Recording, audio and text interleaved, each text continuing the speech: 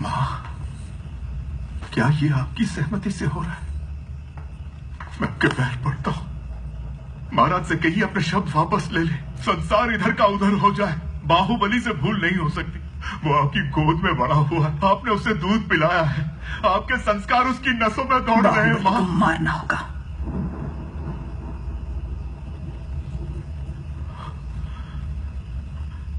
मैं ये नहीं कर सकता, मुझसे नहीं होगा ये।